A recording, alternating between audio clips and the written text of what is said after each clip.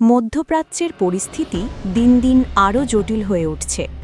সাম্প্রতিক সময়ের এক চাঞ্চল্যকর দাবি নতুন করে উত্তেজনা বাড়িয়ে দিয়েছে বিশ্বজুড়ে।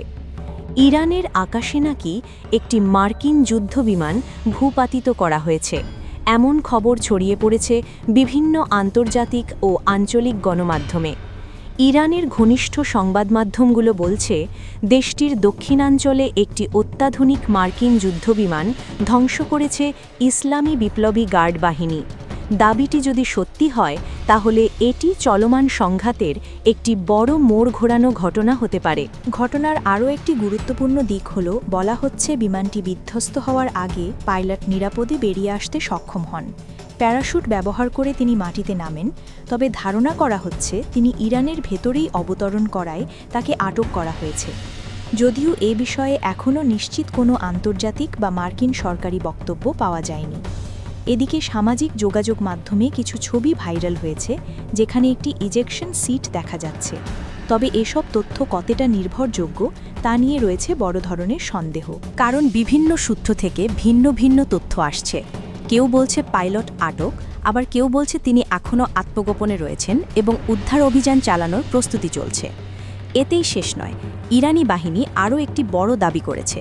তারা বলছে মধ্য ইরানে আরেকটি উন্নত প্রযুক্তির যুদ্ধবিমান ধ্বংস করা হয়েছে। তবে এই দাবির পক্ষে এখনও দৃশ্যমান বা যাচাইযোগ্য কোনো প্রমাণ সামনে আসেনি, ফলে পুরো ঘটনাটি এখনও ধোঁয়াশায় ঢাকা। এই পরিস্থিতি এমন এক সময় ঘটছে যখন মধ্যপ্রাচ্যে সামরিক উত্তেজনা চরমে। যুক্তরাষ্ট্র ও তার মিত্রদের সঙ্গে ইরানের সম্পর্ক ক্রমেই খারাপের দিকে যাচ্ছে। যদি সত্যি কোনো মার্কিন পাইলট বন্দী হয়ে থাকে, তাহলে তা শুধু সামরিক নয়, কূটনৈতিক ক্ষেত্রেও বড় প্রভাব ফেলতে পারে।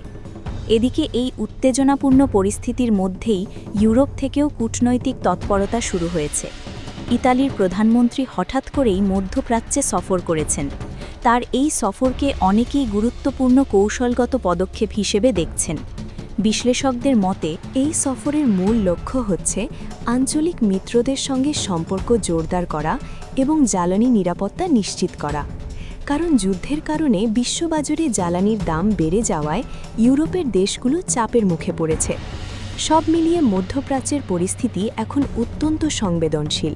প্রতিটি মুহূর্তে নতুন নতুন তথ্য আসছে, আবার সেগুলোর সত্যতা নিয়েও প্রশ্ন উঠছে।